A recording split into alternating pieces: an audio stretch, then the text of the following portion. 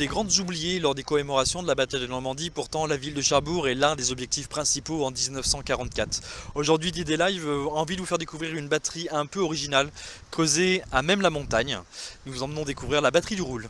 Bonjour, voilà, donc je m'appelle Cyril et je suis le guide de la batterie du Roule, guide, président, coordinateur. J'accueille aujourd'hui D-Day Live à la batterie du Roule. Alors notre site il est particulier, hein, il a été créé de toutes pièces pendant la Seconde Guerre mondiale sur l'accord, sur l'idée de Adolf Hitler. Le conflit devient du coup mondial, hein, puisque les Japonais attaquent les Américains. Et par alliance, eh bien, les Américains vont donc s'engager dans le conflit. Et Adolf Hitler imagine qu'il y aura une invasion de l'Ouest, qui viendra de l'Ouest vers l'Est. Et il faut créer un dispositif qui vise à repousser cet assaut. Et c'est la mise en place de, à l'époque, Die Festung Europa. Donc en français, c'est le mur de l'Atlantique. Nous, ici, on est à 71 mètres au-dessus de la mer et on fait partie de Die Festung Europa. On domine tout Cherbourg. Cherbourg, donc sur cette montagne, donc de la montagne du Roule, qui elle, culmine à 117 mètres. L'idée de ces canons, en fait, qui étaient ici, là, dans la batterie du Roule, c'était de protéger la rade. Nous, on a des canons de sous-marins, hein, des SKC-32U qui tirent à 15 km. Mais on a aussi d'autres canons sur la Die Festung von Cherbourg. Par exemple, la batterie Hambourg qui tire jusqu'à 26 km. Ou alors un peu plus loin sur Die Festung von la Hague qui tire à 38 km. Donc on n'est pas les plus gros canons du mur de l'Atlantique ni de Cherbourg. Mais la particularité de ce site, c'est qu'il a été créé de toutes pièces. Avant, il n'y avait rien du tout. Ça a été creusé, alors suivant les archives historiques de la ville de Cherbourg, de octobre 43 à mars 44, avec de la dynamite, par des travailleurs, hein, parce que les gens du Troisième Reich ne tiennent pas le marteau-piqueur et la perceuse. Et vous allez avoir plusieurs travailleurs ici qui vont s'affairer pour arriver à cette construction bétonnée. C'est environ 750 mètres de souterrain qui vont être réalisés ici à l'intérieur de la montagne. On a un dispositif qui est pas fait pour accueillir des soldats en permanence, mais vous pouvez rester quelques jours à l'intérieur. Ce qui était prévu, c'est un dortoir, un restaurant, une salle de pause, une petite infirmerie, et donc un bureau pour le chef. Donc on a ici un extrait qui permet de répondre à un assaut éventuel qui viendrait de la mer. Alors ces canons sont bien tournés vers la mer, hein, pas vers la terre. Et c'est un peu la raison pour laquelle ils ne vont pas être très efficaces pendant le conflit, parce qu'en fait l'assaut est donné du sud vers le nord, donc de la terre vers la mer, et non pas de la mer vers la terre.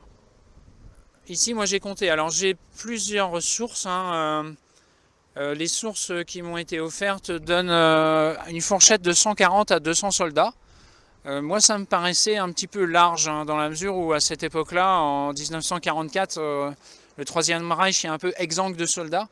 Et donc, je reconstitue un effectif idéal. C'est-à-dire que j'ai pris chaque poste de travail. Par exemple, là, pour un canon de 105 SKC-32U qui peut tirer à 6 coups minutes, et ben, pour tirer à 6 coups minutes, il faut être 12 soldats. Donc du coup, canon numéro 1, 12 soldats. Et j'ai fait des lignes comme ça avec tous les postes. Et quand je fais le total de l'effectif, je trouve 80 soldats.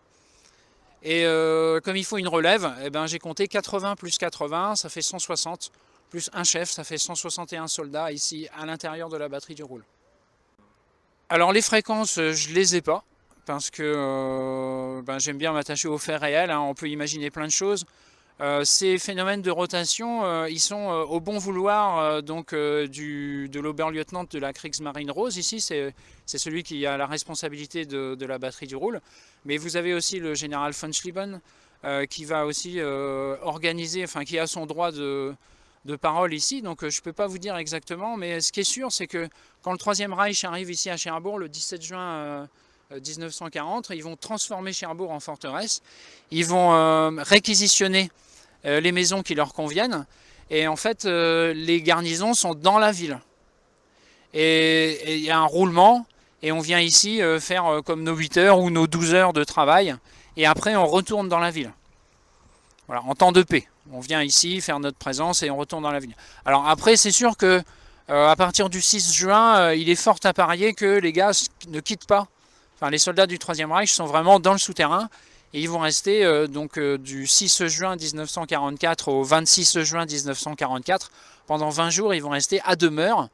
Et il y a tout ce qu'il faut à l'intérieur pour survivre, enfin une courte durée, 20 jours, 30 jours. Donc comme je vous disais, un restaurant, une salle de pause, un dortoir. Tout est organisé pour pouvoir rester sur place. Une équipe de mécaniciens, une petite infirmerie. Alors oui, nous, donc moi je suis le président coordinateur de l'association. On a choisi cette forme-là parce que ça nous permet de la souplesse. Alors on rêve bien sûr de créer un emploi, mais on a une certaine souplesse et aujourd'hui on se rend compte que c'est vraiment important d'avoir de la souplesse parce qu'avec les événements du Covid, c'est assez difficile, ce serait très très compliqué d'assurer un poste fixe dans le contexte actuel. Et oui, effectivement, pour nous, aujourd'hui, on se rend compte que c'est un bon statut, ce statut associatif. Alors, on est très autonome, dans le sens où on ne reçoit aucune subvention de aucune institution. Ni la mairie, ni le département, ni la région, ni le gouvernement ne participent aux efforts financiers qu'on met en place ici pour pouvoir accueillir du public.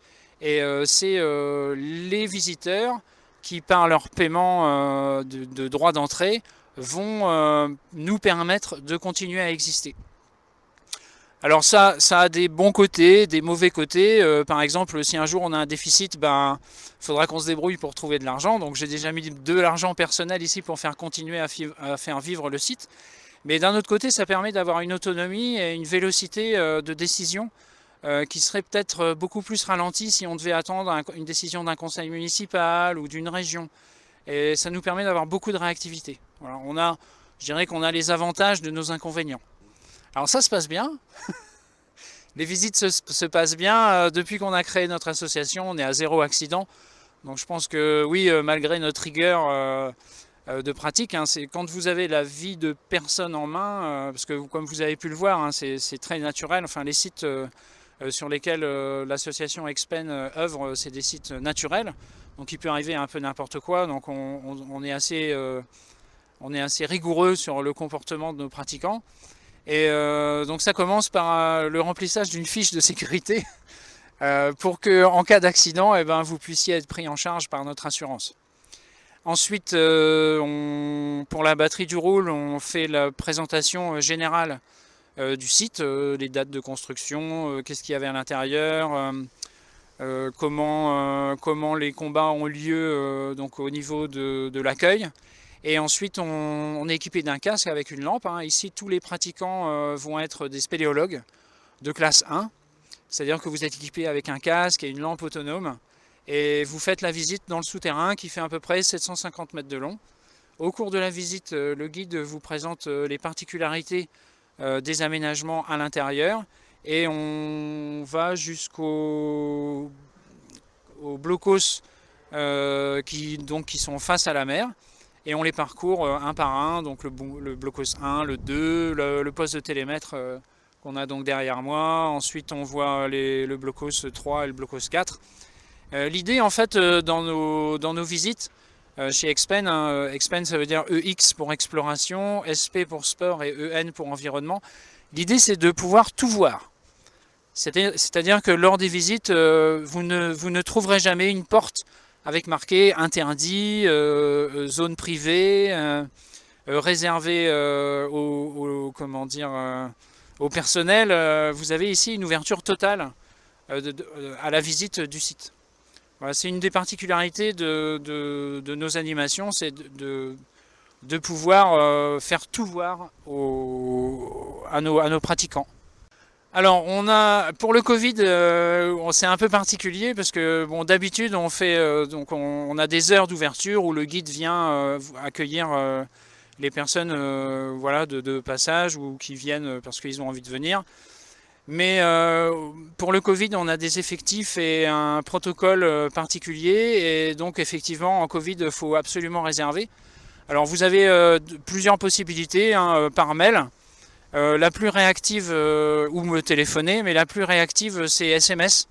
Vous m'envoyez un SMS au 06 31 45 25 80 en me disant ben voilà, je voudrais venir tel jour, on est tant de personnes, mon nom de famille c'est ça, et du coup moi je vous propose par retour de SMS les possibilités qui s'offrent ce jour-là. Rituellement, on a mis en place l'été, là, sur juillet-août, des visites à 15 h et à 17 h. Mais si ces visites-là sont complètes, eh ben, on peut en mettre une autre en place, ou le matin, ou plus tard le soir. On fait des visites nocturnes. Et oui, l'idée des visites nocturnes, en fait, c'est de pouvoir localiser les pièces d'artillerie qui ont tiré sur la batterie.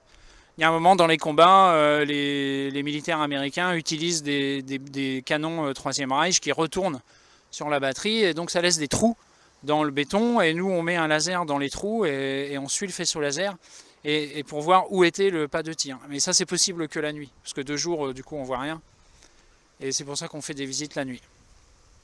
C'est ouvert 7 jours sur 7 ? 7 jours sur 7 du 1er 7 jours sur 7 du 1er juin au 31 août. 7 jours sur 7 du 1er juin au 31 août. Ensuite, on va s'adapter, je dirais, à la fréquentation, parce que le bénévolat, il a aussi une limite. Donc on va, par rituel, on va ouvrir les dimanches à 15 h, mais toujours dans le même protocole de réservation. Voilà. Et quand on est complet sur les visites de 15 h, on ouvre une visite à 17 h, ou avant, mais le Covid, en fait, ça nous limite au nombre de pratiquants.